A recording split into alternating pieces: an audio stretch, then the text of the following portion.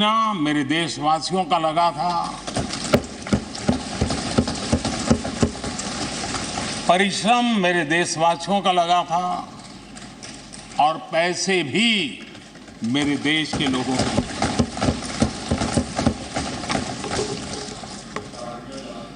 इस 75 वर्ष की हमारी यात्रा ने अनेक लोकतांत्रिक परंपराओं और प्रक्रियाओं का उत्तम से उत्तम सृजन किया है और इस सदन में रहे हुए सबने उसमें सक्रियता से योगदान भी दिया है और साक्षी भाव से उसको देखा भी है। हम भले नए भवन में जाएंगे, लेकिन पुराना भवन भी, ये भवन भी आने वाली पीढ़ियों को हमेशा हमेशा प्रेरणा देता रहेगा।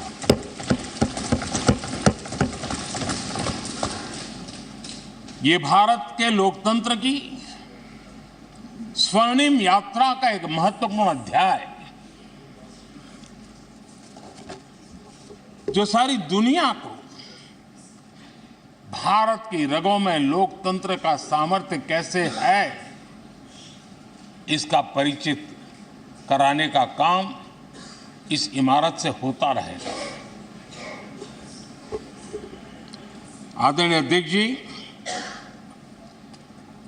अमृतकाल की प्रथम प्रभा का प्रकाश राष्ट्र में एक नया विश्वास, नया आत्मविश्वास, नया उमंग, नए सपने, नए संकल्प और राष्ट्र का नया सामर्थ्य उसे भर रहा है। चारों तरफ आज भारतवासियों की उपलब्धि की चर्चा हो रही है और गौरव के साथ हो रही है। ये हमारे 75 साल के संसदीय इतिहास का एक सामूहिक प्रयास का परिणाम है, जिसके कारण विश्व में आज वो गूंज सुनाई दे रही है। आदरणीय अध्यक्ष जी, चंद्रयान 3 की सफलता न सिर्फ पूरा भारत, पूरा देश अभिभूत है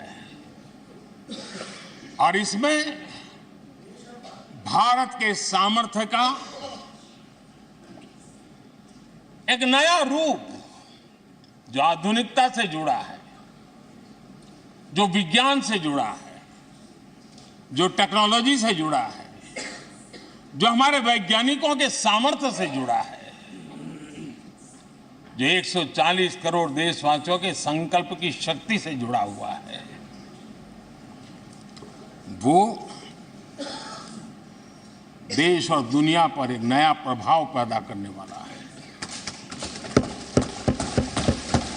ये सदन और इस सदन के माध्यम से मैं फिर एक बार देश के वैज्ञानिकों और उनके साथियों को कोटि कोटि बधाइयां देता हूं, उनका अभिनंदन करता हूं।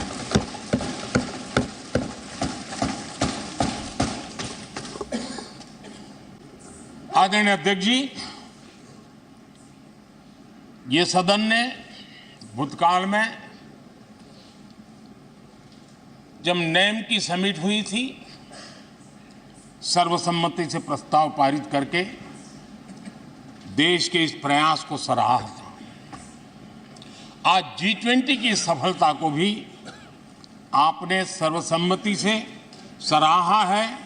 मैं मानता हूं देशवासियों का आपने गौरव बढ़ाया है, मैं आपका आभार व्यक्त करता हूं। G20 की सफलता 140 करोड़ देशवासियों की है।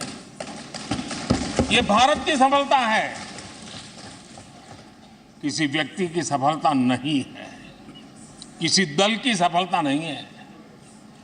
भारत के फेडरल स्ट्रक्चर ने, भारत की विविधता ने 60 स्थानों पर 200 से अधिक समिट और उसकी मेजबानी हिंदुस्तान के अलग अलग रंग रूप में देश की अलग अलग सरकारों ने बड़े आन बान शान से की और ये प्रभाव पूरे विश्व भर के मन पर पड़ा हुआ है।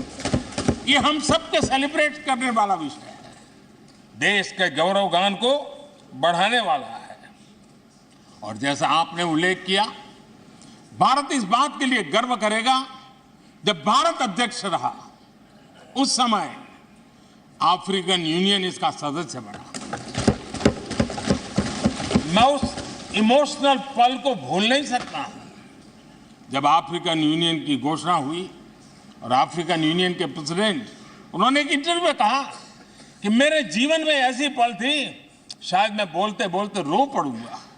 आप कल्पना कर सकते हैं कि कितनी बड़ी अपेक्षा और आशाएं पूरी करने का काम भारत के भाग्य में आया।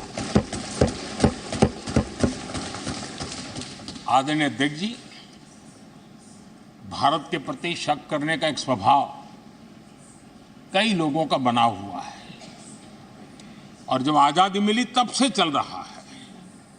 इस बार भी यही था, कोई डिक्लेरेशन नहीं होगा, असंभव है। लेकिन ये भारत की ताकत है कि वह भी हुआ और विश्व सर्वसम्मति से एक साझा घोषणा पत्र लेकर के आगे का रोड मैप लेकर के यहाँ से प्रारंभ हुआ है। और अध्यक्ष जी, आपके नेतृत्व में, क्योंकि भारत की अध्यक्षता नवंबर के आखिरी दिन तक है, इसलिए अभी हमारे पास जो समय है उसका उपयोग हम करने वाले हैं। और आपकी अध्यक्षता में दुनिया भर के ये जो G20 के सदस्य हैं, P20 पार्लियामेंट के स्पीकर्स की एक समिट, जैसे आपने घोषणा की, सरकार का आपके इस प्रयासों को पूरा समर्थन रहेगा, पूरा सहयोग रहेगा। आदरणीय अध्यक्ष जी, हम सबके लिए गर्व की बात है कि आज भारत विश्व मित्र के रूप में अपनी जगह बना पाया है। पूरा विश्व भारत में अपना मित्र खोज रहा है, पूरा विश्व भारत की मित्रता को अनुभव कर रहा है और उसका मूल कारण है हमारे जो संस्कार है, वेद से विवेकानंद तक जो हमने पाया है। सबका साथ सबका विकास का मंत्र आज विश्व को हमें साथ लाने में जोड़ रहा है। आदरणीय अध्यक्ष जी, ये सदन से विदाई लेना एक बहुत ही भावुक पल है।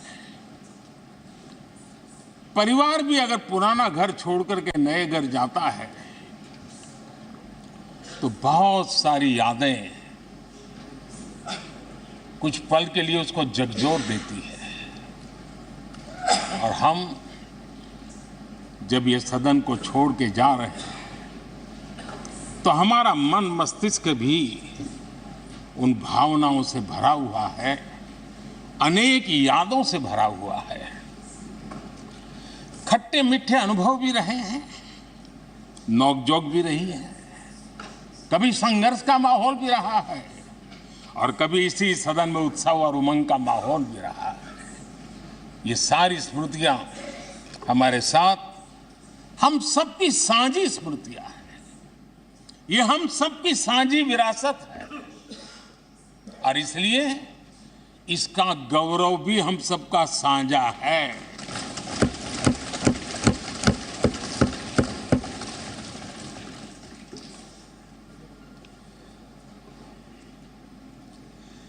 आजाद भारत के नवनिर्माण से जुड़ी हुई अनेक घटनाएं इन 75 वर्ष में यही सदन में आकार लेती हुई हमने देखी है।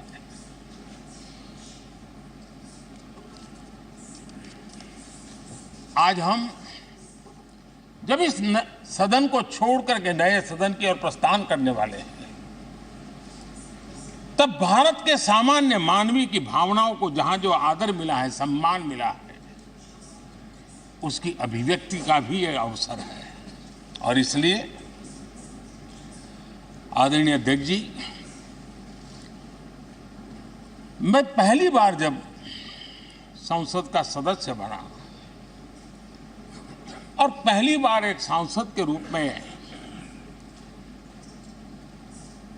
इस भवन में मैंने प्रवेश किया, तो सहज रूप से मैंने इस संसद भवन के दौर पक्ति पर अपना शीश झुका करके इस लोकतंत्र के मंदिर को श्रद्धा भाव से नमन करते हुए मैंने पैर रखा था। वो पल मेरे लिए भावनाओं से भरी हुई थी। मैं कल्पना नहीं कर सकता था, लेकिन भारत के लोकतंत्र की ताकत है, भारत के सामान्य मानवी की लोकतंत्र के प्रति श्रद्धा का प्रतिबिंब है कि रेलवे प्लेटफॉर्म पर गुजारा करने वाला एक गरीब परिवार का बच्चा पार्लियामेंट पहुंच गया।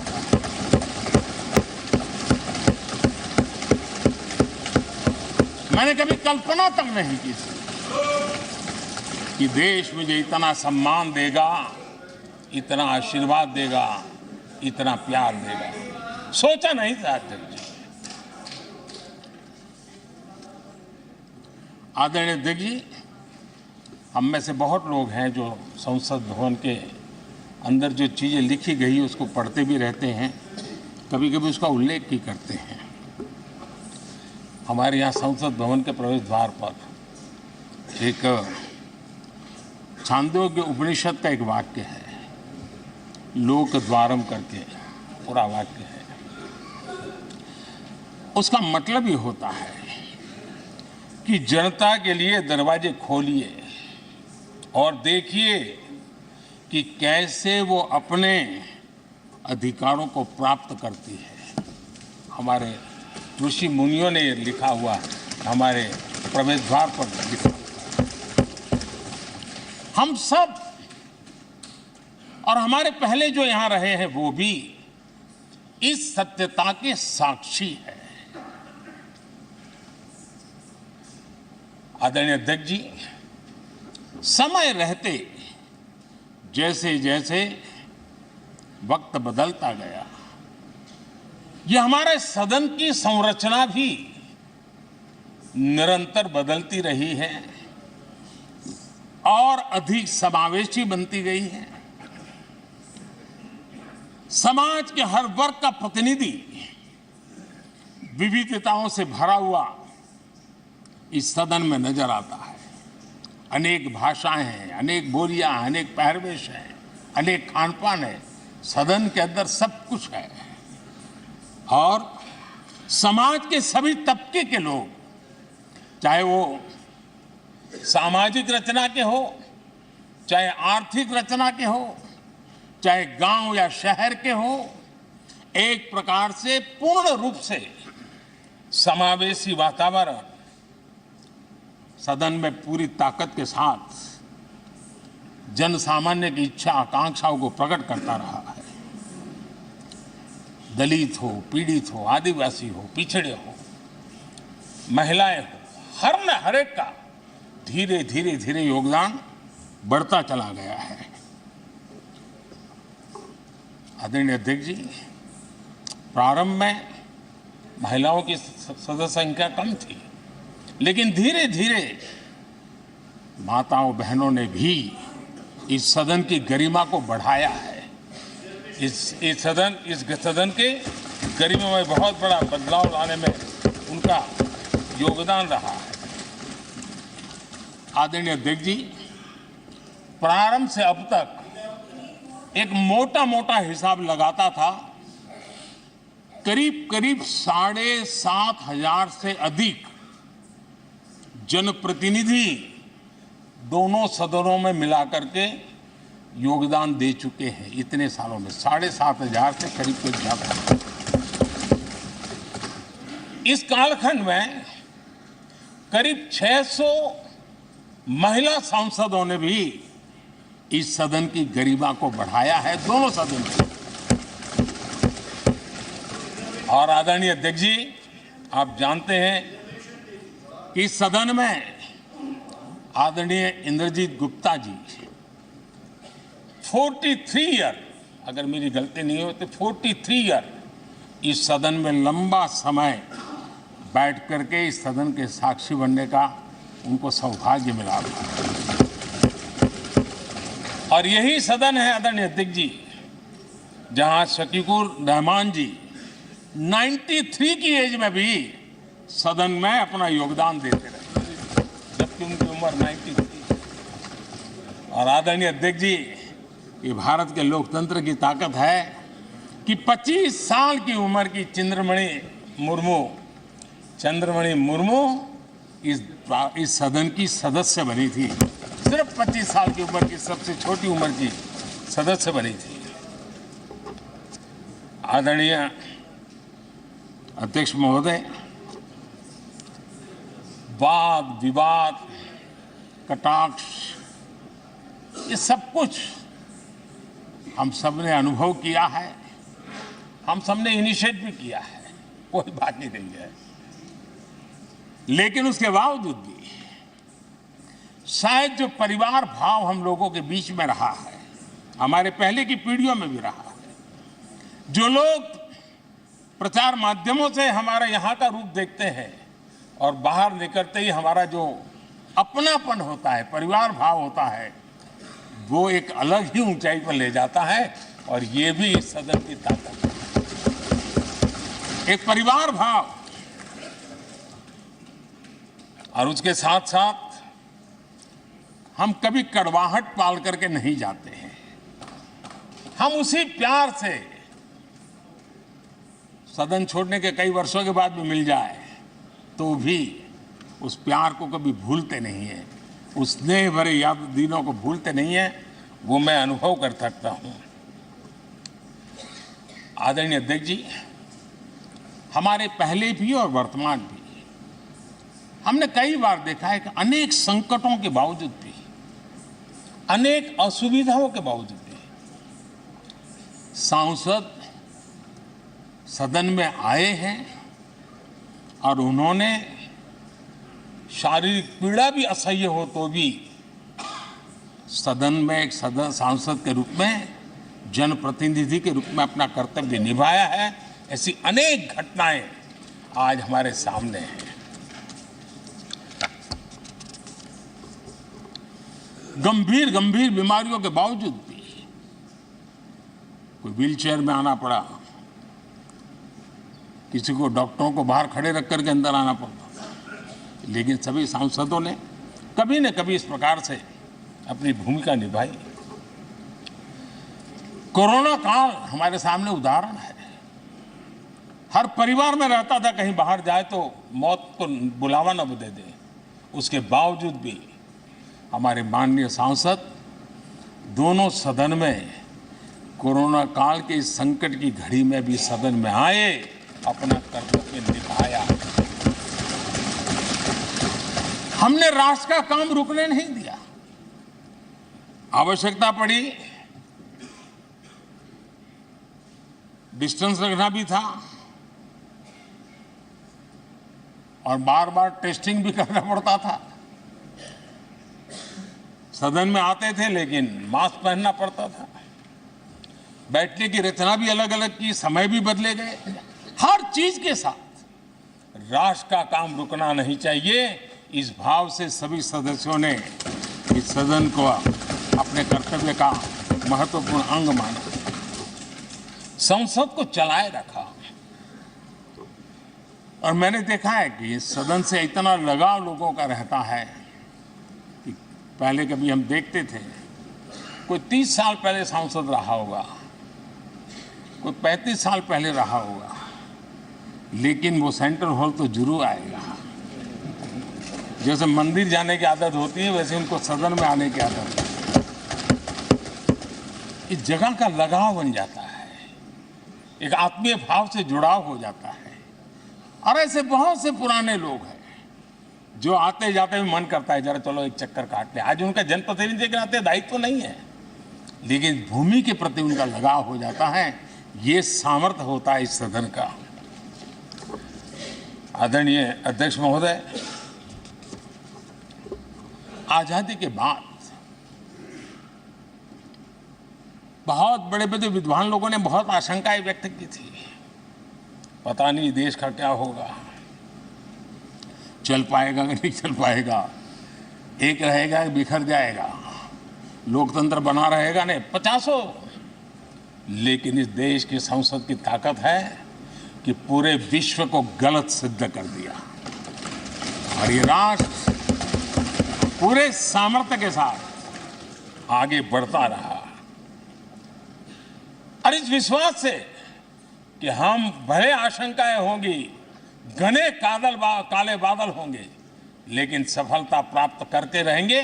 और ये हम सब लोगों ने, हमारी पुरानी पीढ़ियों ने मिलकर के इस काम को करके दिखाया है। इसका गौरवगान करने का ये अवसर है। आदरणीय अध्यक्ष जी, इसी भवन में 2 साल 11 महीने तक संविधान सभा की बैठकें हुई और उसने देश के लिए एक मार्गदर्शक जो आज भी हमें चलाता है, हमारे संविधान दिया।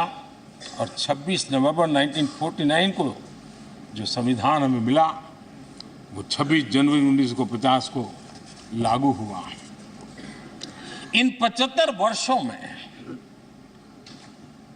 सबसे बड़ा जो अचीवमेंट है वो ये है कि देश के सामान्य मानवी का इस संसद पर विश्वास बढ़ता ही गया है।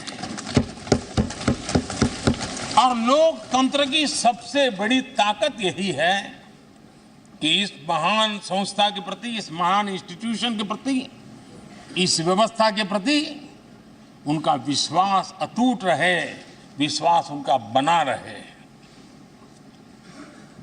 इन 75 वर्षों में हमारी संसद ने जन भावनाओं की अभिव्यक्ति का भवन भी बना दिया। यहाँ जन भावनाओं की पुरजोश अभिव्यक्ति और हम देखते हैं राजेंद्र बाबू से लेकर डॉक्टर कलाम, रामनाथ जी कोविंद और अभी द्रौपदी मुर्मू जी, इन सब के संबोधन का लाभ हमारे सदनों को मिला है, उनका मार्गदर्शन मिला है। आदरणीय अध्यक्ष जी, पंडित नेहरू जी, शास्त्री जी, वहां से लेकर के अटल जी, मनमोहन सिंह जी तक एक बहुत बड़ी श्रृंखला जिसने इस सदन का नेतृत्व किया है और सदन के माध्यम से देश को दिशा दी है, देश को नए रंग रूप में ढालने के लिए उन्होंने परिश्रम किया है, पुरुषार्थ किया है। आज उन सबका गौरवगान करने का भी अवसर है। आदरणीय अध्यक्ष जी, सरदार वल्लभ भाई पटेल, लोहिया जी, चंद्रशेखर जी, आडवाणी जी, न जाने अनगिनत नाम, जिन्होंने हमारे इस सदन को समृद्ध करने में, चर्चाओं को समृद्ध करने के लिए, देश के सामान्य से सामान्य व्यक्ति की आवाज को ताकत देने का काम इस सदन में किया है। विश्व के भी अनेक राष्ट्राध्यक्षों ने हमारे इन सदनों को संबोधित करने का भी अवसर आए हैं और उनकी बातों में भी भारत के लोकतंत्र के प्रति आदर का भाव व्यक्त हुआ है। आदरणीय अध्यक्ष जी, उमंग उत्साह के पल के बीच भी कभी सदन की आंख से आंसू भी बहे। ये सदन दर्द से भर गया जब देश को 3 अपने प्रधानमंत्री उनको अपने कार्यकाल में ही खोने की नौबत आई, नेहरू जी, शास्त्री जी और इंदिरा जी, तब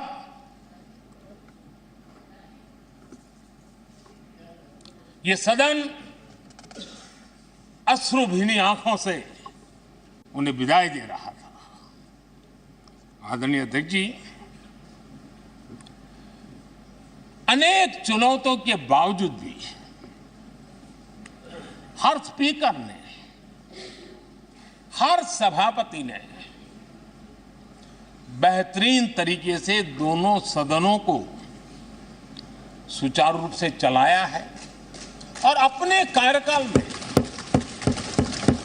उन्होंने जो निर्णय किए वो निर्णय मावलंकर जी से काल से शुरू हुए हो या सुमित्रा जी के कालखंड के हो या बिरला जी के, आज भी उन निर्णयों को रेफरेंस पॉइंट माना जाता है। ये काम हमारे करीब 17 स्पीकर और उसमें 2 हमारी महिला स्पीकर ने भी, और मावलंकर जी से लेकर के सुमित्रा ताई तक और बिरला जी का मार्गदर्शन आज भी हमें मिल रहा है। हर एक ने अपनी अपनी शैली रही है, लेकिन उन्होंने सबको साथ लेकर के नियमों कानूनों के बंधन में इस सदन को हमेशा ऊर्जावान बनाए रखा है। मैं आज उन सभी स्पीकर महोदय को भी आज वंदन करता हूं, अभिनंदन करता हूं।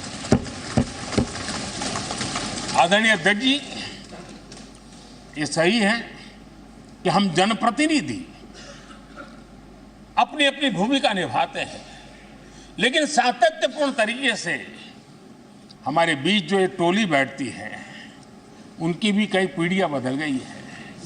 कभी कागज लेके दौड़ के आते हैं, उनका भी योगदान कम नहीं है।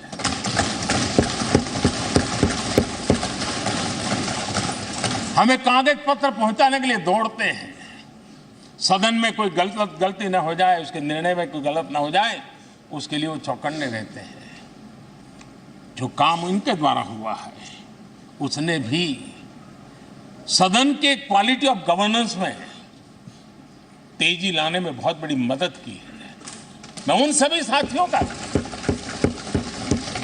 और इनके पूर्व में जो रहे हैं उनका भी हृदय से अभिनंदन करता हूं। इतना ही नहीं, सदन मतलब ये खंड ही नहीं है, इस पूरे परिसर में अनेक लोगों ने, किसी ने हमें चाय पिलाई होगी, किसी ने पानी पिलाया होगा, किसी ने रात रात चली हुई सदन को किसी को भूखा पेट रहने नहीं दिया होगा। कई प्रकार की सेवाएं की होगी। किसी ने माली ने इसके बाहर के एनवायरनमेंट को संभाला होगा, किसी ने इसकी सफाई की होगी। न जाने कितने ही अनगिनत लोग होंगे जिन्होंने हम सब अच्छे ढंग से काम कर सके, और यहां जो काम हो वो काम देश को आगे बढ़ाने के लिए अधिक से अधिक तेजी से हो, उसके लिए जो माहौल बनाना, व्यवस्था बनाना, उसके लिए जिसने योगदान दिया है, मेरी तरफ से भी और इस सदन की तरफ से भी मैं उनका विशेष रूप से नमन करता हूं।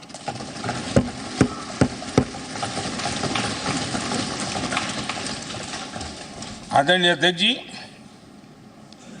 लोकतंत्र का ये सदन,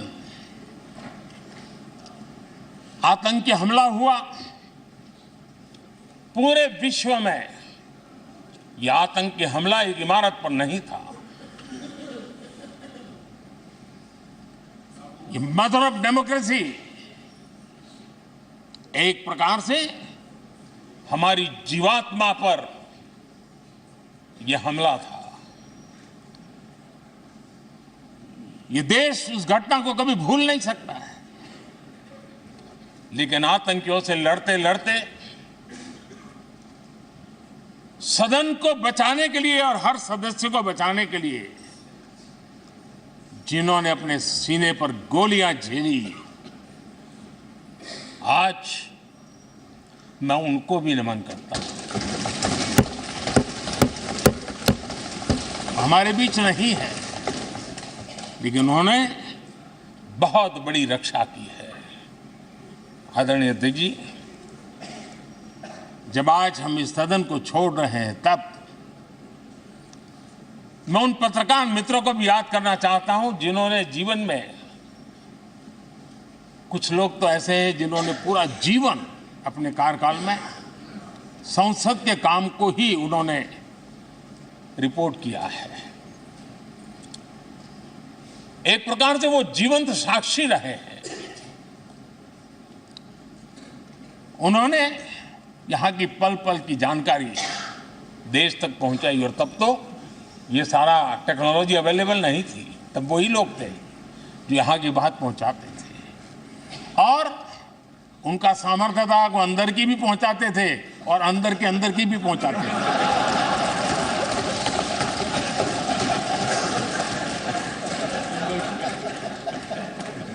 और मैंने देखा कि ऐसे पत्रकारिता जिन्होंने संसद को कवर किया, शायद उनके नाम जाने नहीं जाते होंगे, लेकिन उनके काम को कोई भूल नहीं सकता है। और खबरों को लिए नहीं, भारत की इस विकास यात्रा को संसद भवन से समझने के लिए उन्होंने अपनी शक्ति खपा दी थी। आज भी पुराने जो पत्रकार मित्र मिल जाते हैं और जिन्होंने कभी संसद को कवर किया हो, तो ऐसी अननोन चीजें बताते हैं जो उन्होंने अपनी आंखों से देखी होती, कान से सुनी होती है, जो अचरज करने वाली होती है। यानी एक प्रकार से जैसी ताकत यहां की दीवारों की रही है, वैसा ही दर्पण उनकी कलम में रहा है, और उस कलम ने देश के अंदर संसद के प्रति, संसद सदस्यों के प्रति एक अहोभाव का भाव जगाया है। मैं आज कई पत्रकार बंधु होंगे जो रहे नहीं होंगे, लेकिन मेरे लिए जैसा ये सदन छोड़ना भावुक पल है, मैं पक्का मानता हूं इन पत्रकार बंधुओं के लिए भी ये सदन छोड़ना उतना ही भावुक पल होगा, क्योंकि इनका लगाव हमसे भी ज्यादा रहा है। कुछ तो पत्रकार ऐसे होंगे जो हम लोगों की टर्म से भी समय उन्होंने काम किया होगा।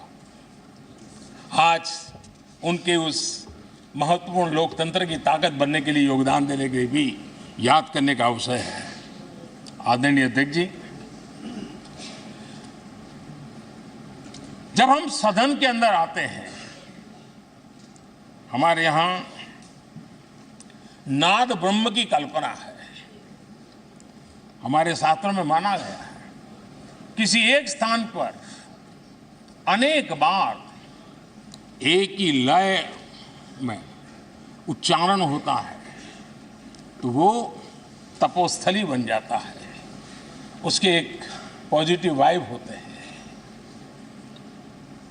नाद की एक ताकत होती है जो स्थान को सिद्धि स्थान में परिवर्तित कर देती है।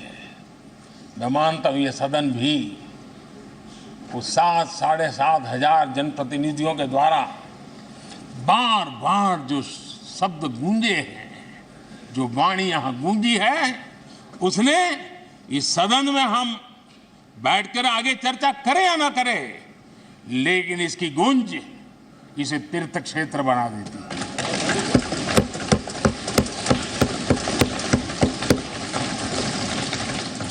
एक जागृत जगह बन जाती है, और लोकतंत्र की प्रति श्रद्धा रखने वाला व्यक्ति आज से 50 साल के बाद भी जब यहां देखने के लिए भी आएगा तो उसे उस गूंज की अनुभूति होगी कि कभी भारत की आत्मा की आवाज यहां पर गूंजती थी। और इसलिए अध्यक्ष महोदय, ये वो सदन है जहां कभी भगत सिंह, बटुकेश्वर दत्त, उन्होंने अपनी वीरता सामर्थ्य से अंग्रेज सल्तनत को जगा दिया था बम का धमाका करके। वो बम की गूंज भी जो देश का भला चाहते हैं उनको कभी सोने नहीं देती। आदरणीय अध्यक्ष जी, ये वो सदन है जहां पंडित जी को इसलिए भी याद किया, अनेक बातों के लिए याद करेगा, लेकिन हम जरूर याद करेंगे इसी सदन में पंडित नेहरू का at the stroke of midnight की गूंज हम सबको प्रेरित करती रहेगी। और इसी सदन में अटल जी ने कहा था, वो शब्द आज भी गूंज रहे हैं इस सदन में, सरकारें आएगी जाएगी, पार्टियां बनेगी बिगड़ेगी, लेकिन ये देश रहना चाहिए।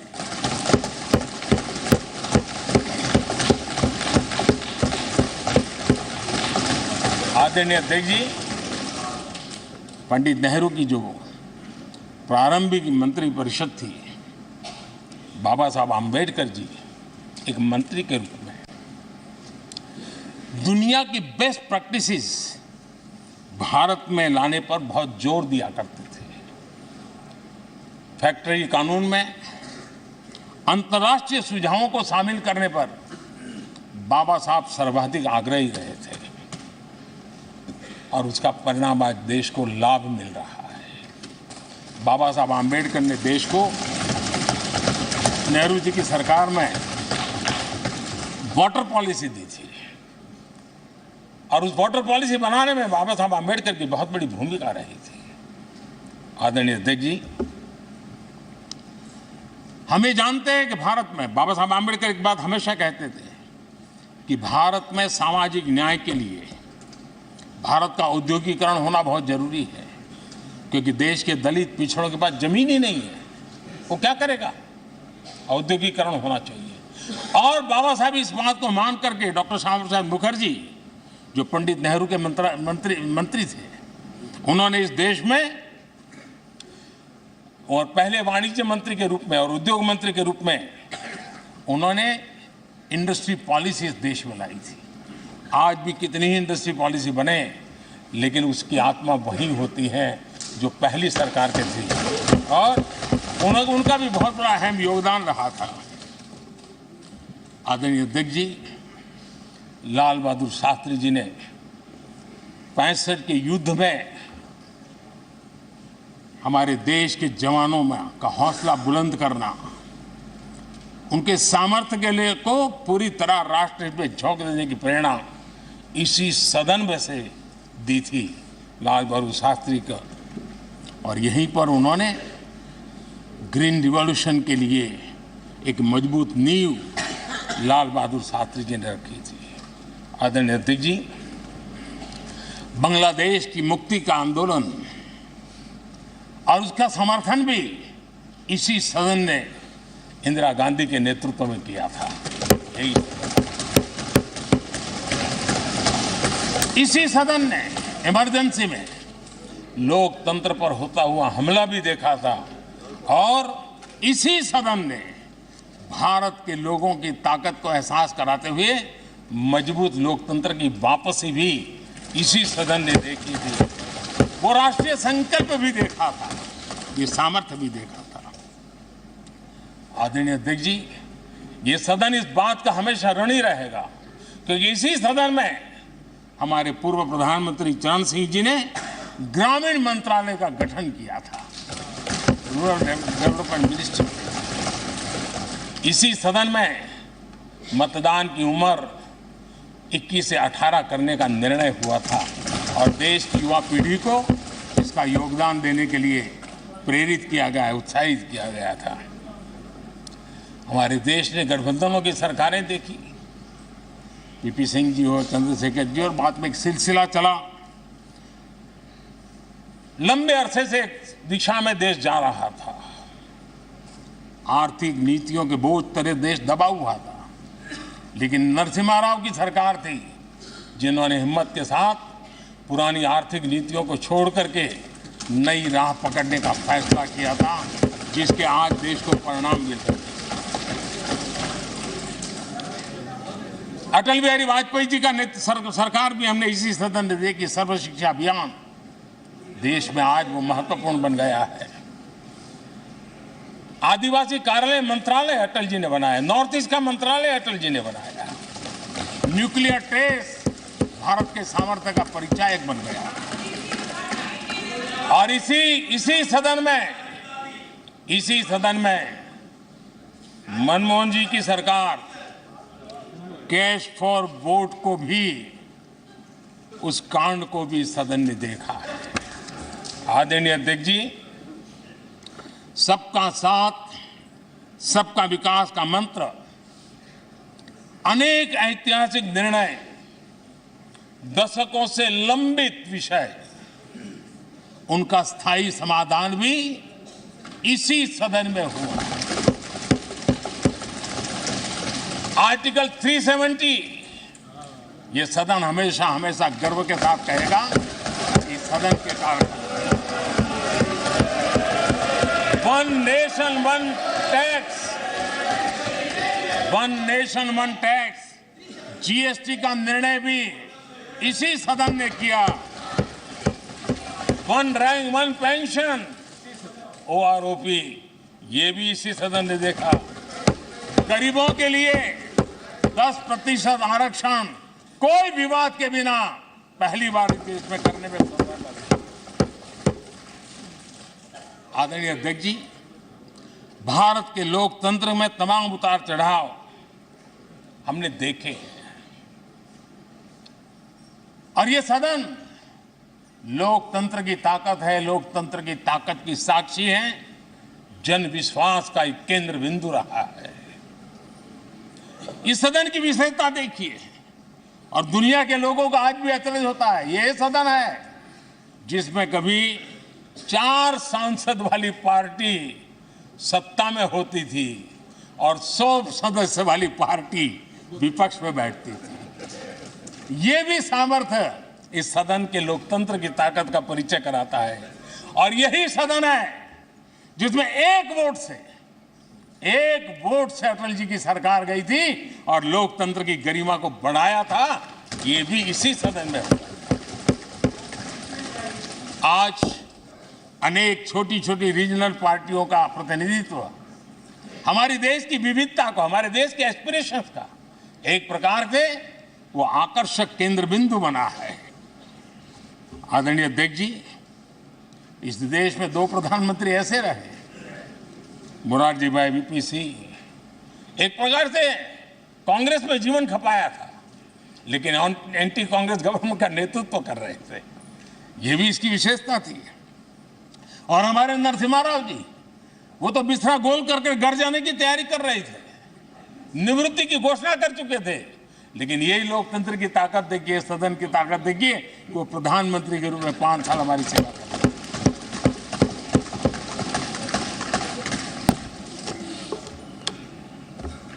आदरणीय अध्यक्ष जी, सबकी सहमति से कठिन कार्य होते हुए हमने देखे हैं। 2000 की साल थी, अटल जी की सरकार थी। इसी सदन ने 3 राज्यों का गठन सर्व स्वीकृति से किया और बड़े उमंग उत्साह से किया। जब छत्तीसगढ़ की रचना हुई तो उत्सव छत्तीसगढ़ ने भी मनाया, उत्सव मध्य प्रदेश ने भी मनाया। जब उत्तराखंड की रचना हुई तो उत्सव उत्तराखंड ने भी मनाया, उत्सव उत्तर प्रदेश ने भी मनाया। जब झारखंड की रचना हुई तो उत्सव झारखंड ने भी मनाया, उत्सव बिहार ने भी बताया। ये हमारे सदन का सामर्थ्य, सब सहमति का वातावरण बना करके। लेकिन कुछ कड़वी यादें वो भी हैं कि तेलंगाना के हक को दबोचने के लिए भारी प्रयास हुए, खून की नदियां भी बही, और बनने के बाद न तेलंगाना उत्सव मना पाया, न आंध्र उत्सव मना पाया। एक कटुता के बीज बो दिए गए। अच्छा होता उसी उमंग और उत्साह के साथ हम तेलंगाना का निर्माण करते तो एक नई ऊंचाई पर आज तेलंगाना पहुंच चुका होता। आदरणीय अध्यक्ष जी, संविधान सभा ने, आदरणीय अध्यक्ष जी, इस सदन की परंपरा रही है। संविधान सभा ने उस समय अपना दैनिक भत्ता 45 रुपये से कम करके 40 कर दिया था। उनको लगा हमें इसको कम करना चाहिए। आदरणीय अध्यक्ष जी, यही सदन है कैंटीन में मिलने वाली सब्सिडी, जो बहुत कम पैसे में खाना मिलता था, इसी सदस्यों ने उस सब्सिडी को भी खत्म कर दिया और पूरा पैसा देकर के अब कैंटीन में खाते हैं। आदरणीय अध्यक्ष जी, कोरोना काल में जब जरूरत पड़ी तो यही सांसद जिन्होंने एमपी लीड फंड को छोड़ दिया और देश को इस संकट की घड़ी में मदद करने के लिए आगे आए। इतना ही नहीं, कोरोना काल में इसी सदन के सांसदों ने अपने तनख्वाह में 30% कटौती की और उन्होंने देश के सामने आए हुए संकट में अपनी बहुत बड़ी जिम्मेवारी निभाई। आदरणीय अध्यक्ष जी, हम गर्व से कह सकते हैं, ये सदन में बैठे हुए लोग भी कह सकते हैं, हमारे पूर्वज जो सदन में बैठे थे वो भी कह सकते हैं कि हम ही लोग हैं जिन्होंने हम पर डिसिप्लिन लाने के लिए हमारे यहाँ जनप्रतिनिधित्व कानून में समय समय पर कठोरता बरती। नियम हमने ही लादे, हमने ही तय किया कि नहीं, जनप्रतिनिधि के जीवन में ये नहीं हो सकता। मैं मानता हूं ये जीवंत लोकतंत्र का बहुत बड़ा उदाहरण है और ये सदन ने दिया है, यही माननीय सांसदों ने दिया है और हमारी पुरानी पीढ़ी के सांसदों ने दिया है। और मैं मानता हूं कि कभी कभी उन चीजों को भी याद करना चाहिए। आदरणीय अध्यक्ष जी, हम जो वर्तमान सांसद हैं उनके लिए तो ये विशेष सौभाग्य का अवसर है। सौभाग्य का अवसर इसलिए है कि हमें इतिहास और भविष्य दोनों की कड़ी बनने का अवसर मिलता है।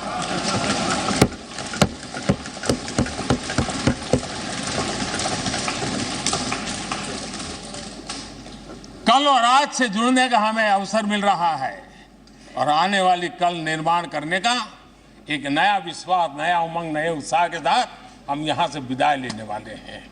आदरणीय अध्यक्ष महोदय, आज का दिवस सिर्फ और सिर्फ इस सदन के सभी 7,500 जनप्रतिनिधि रह चुके हैं उनके गौरवगान का पल है। इन दीवारों से हमने जो प्रेरणा पाई है, जो नया विश्वास पाया है, उसको लेकर जाने का है। बहुत सी बातें ऐसी थी जो सदन में हर किसी की ताली की हकदार थी, लेकिन शायद राजनीति उसमें भी आड़े आ रही है। नेहरू जी के योगदान का गौरवगान अगर इस सदन में होता है, कौन सदस्य होगा जिसको ताली बजाने का मन न कर जाए। लेकिन उसके बावजूद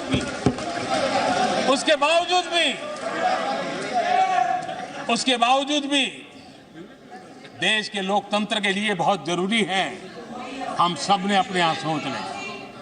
आदरणीय अध्यक्ष जी, मुझे पूरा विश्वास है कि आपके मार्गदर्शन में और इस अनुभवी माननीय सांसदों के सामर्थ्य से हम नई संसद में जब जाएंगे तो नए विश्वास के साथ जाएंगे। मैं फिर एक बार, आज पूरा दिवस आपने इन पुरानी स्मृतियों को ताज़ा करने के लिए दिया, एक अच्छे वातावरण में सबको याद करने का मौका दिया। इसके लिए मैं आप सब का, आपका हृदय से आभार व्यक्त करता हूं और मैं सभी सदस्यों से आग्रह करूंगा कि अपने जीवन की ऐसी मधुर यादों को यहां हम जरूर व्यक्त करें, ताकि देश तक पहुंचे कि सचमुच में ये हमारा सदन, ये हमारे जनप्रतिनिधियों की गतिविधि सच्चे अर्थ में देश को समर्पित है। इसका भाव लोगों के तक पहुंचे, इसी एक अपेक्षा के साथ मैं फिर एक बार इस धरती को प्रणाम करता हूं, इस सदन को प्रणाम करता हूं। भारत के मंदिरों से बनी हुई हर एक दीवार के हर एक ईंटे को प्रणाम करता हूं और पिछले 75 साल में भारत के लोकतंत्र को नया सामर्थ्य शक्ति देने वाले हर गुंज को, उस नाद ब्रह्म को नमन करते हुए मेरी वाणी को विराम कर देता हूं। बहुत बहुत धन्यवाद।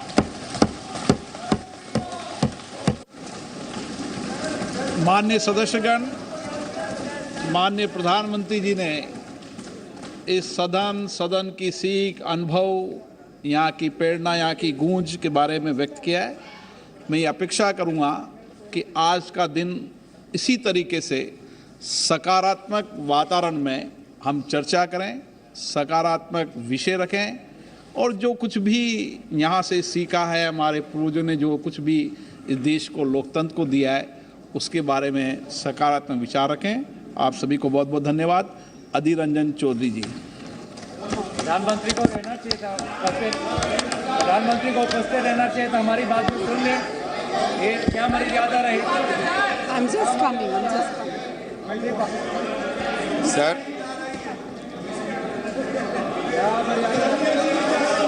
ये हमारे ये उनका बैग यहीं पे है, उनका बैग यहीं पे है, उनका बैग यहीं पे, ये देखिए बैग यहीं पे।